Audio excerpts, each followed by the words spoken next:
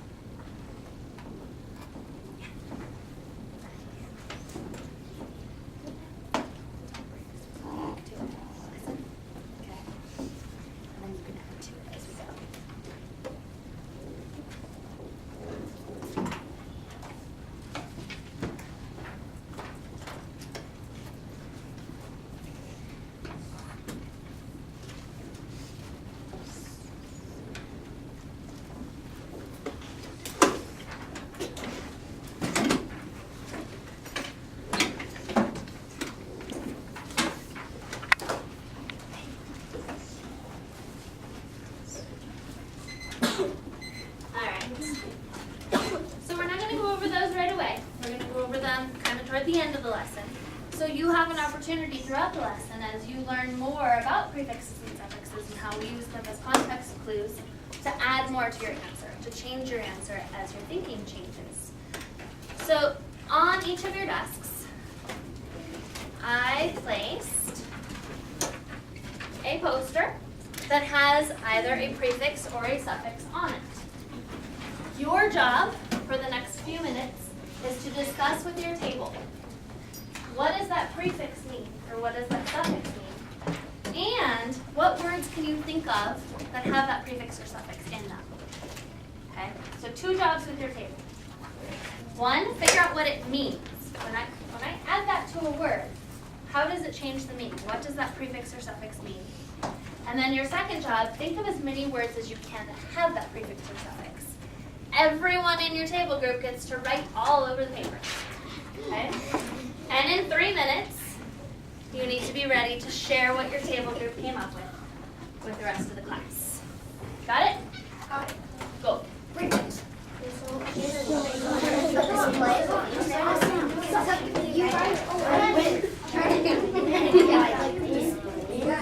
I know, but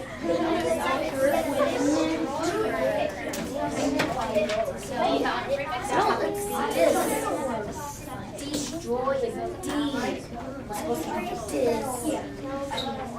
one a prefix or suffix? It has the part rid of. So you're thinking it's related to criminal? Christian, agree, disagree? I disagree because, like, I thought it was Judging someone. Why? Yeah. Can you explain your thinking?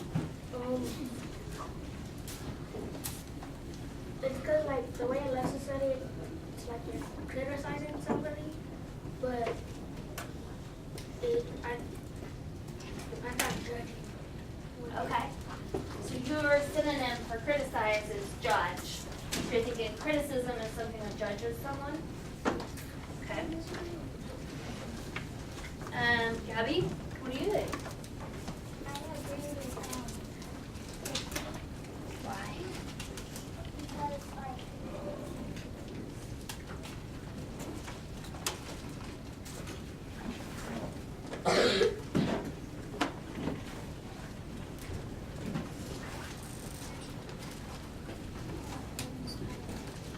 Okay. Are you using your background knowledge about the word criticize? Also, maybe? Okay. So, what you guys are doing is using your knowledge of parts of words that you recognize to figure out what the word probably means. Now, when we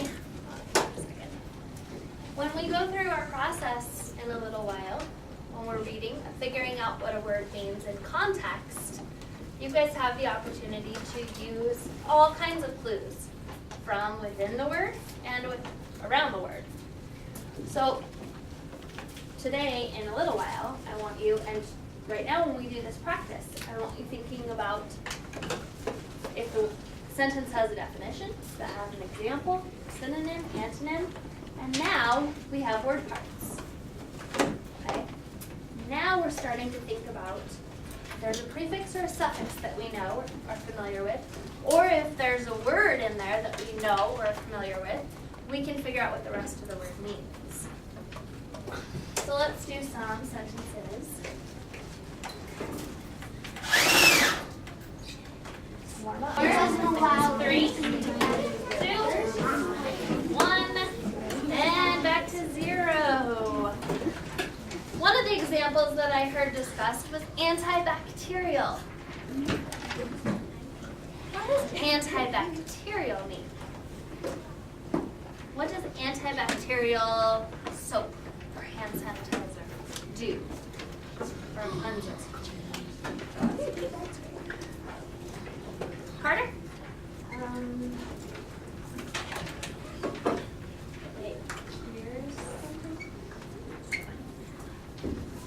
Not exactly. When you wash your hands with antibacterial soap, what do you think it's doing? getting rid of the bacteria. Yes. Getting rid of bacteria. So antibacterial gets rid of bacteria. What other words do we know, or what other knowledge do you have about anti? Nehemiah? Wake up. Wake up.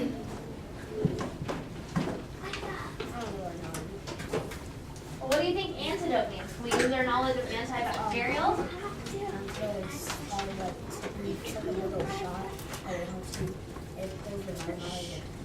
Pulls the venom out, so it's getting rid of something, right?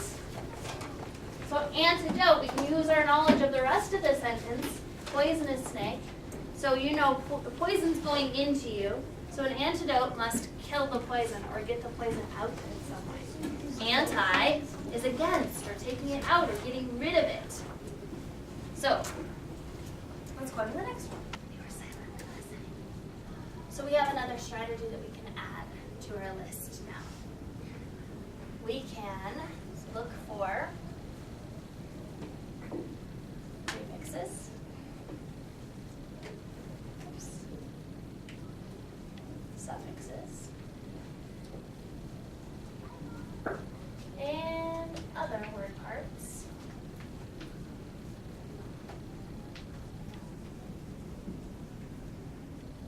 We already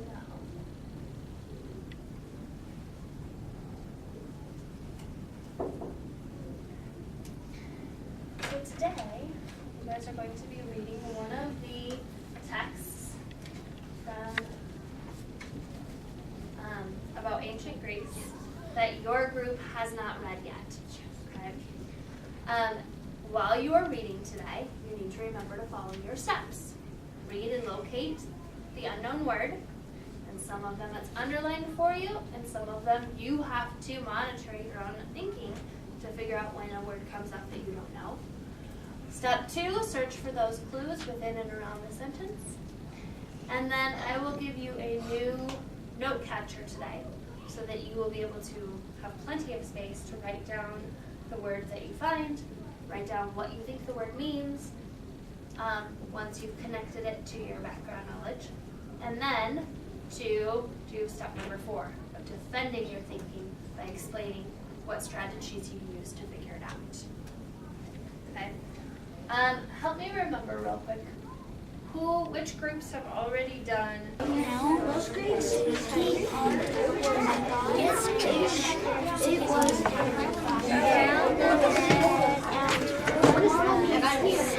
open up in the air, like it's like outside.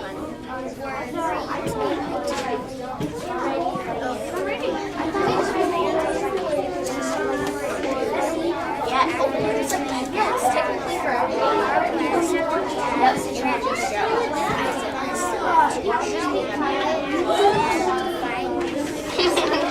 Open air, it's like, yeah,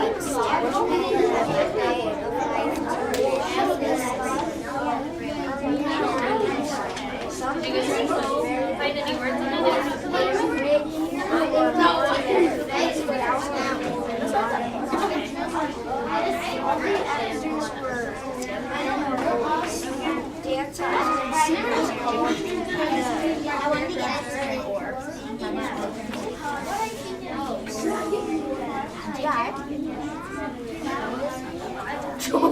It says quiet.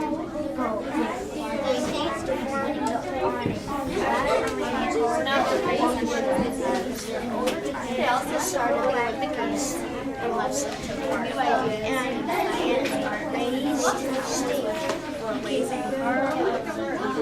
The actors changed costumes in a hood full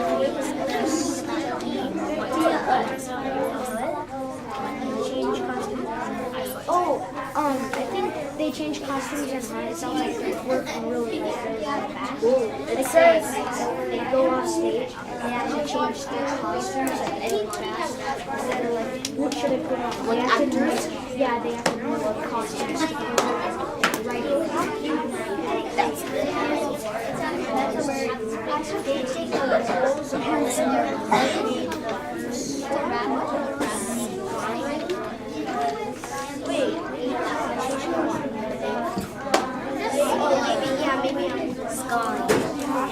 it's probably skying or skiing. Skiing or skying.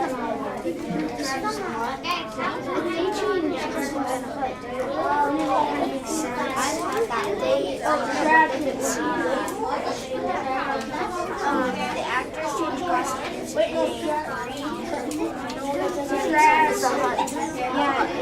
but if you put another word that maybe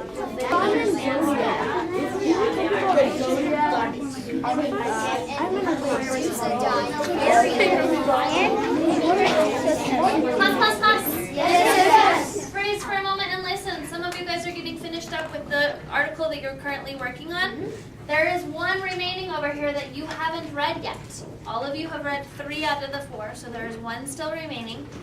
When you finish the one that you are currently working on, I'd like you to come switch it out for whichever one you have not yet read, because today will be our last day on these particular articles before we actually move on to Greek mythology.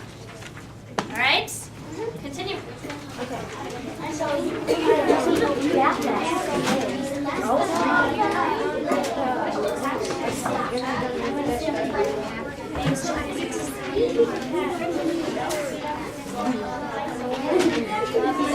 they were built solid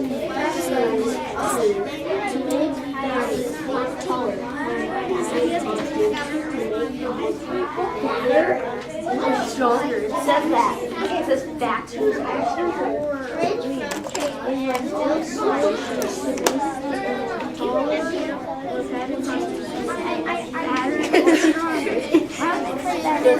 The mask showed the audience what kind of character an actor was playing, sad, angry, or funny. Some act had two sides, so the actor could tone the sound to suit the mood of each scene. The best actors and playwriters were awarded prizes a bit like the Hollywood Oscars and BAFTAs. The BAFTAs today. I haven't heard. I've heard of the Oscars and the Grammys and all that stuff. Yeah, what's that?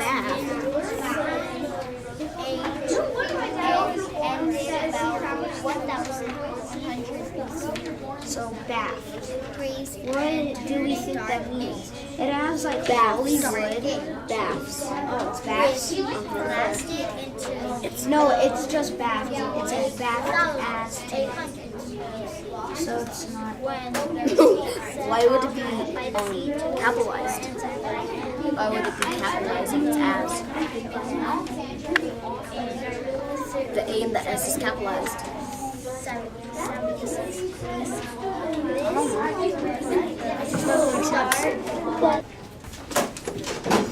Thank you guys for making that transition happen very quickly. Remember, we are going to look back at our ticket score and see how our thinking has changed. So it says, how do you think you might use a prefix or suffix as a context clue for inferring the meaning of an unknown word? So look back at your answer from the beginning of class. And now I want you to write about what your new learning has been. What have you learned, or how has your thinking changed about how you use prefixes, suffixes, or word parts to figure it out? After you're finished with that, then I'd like you to get your reflection starters out. And since we're doing this part today, we're going to do 2 reflection starters instead of 3. Okay? So pick 2 sentence starters to do your reflection about what you've learned today.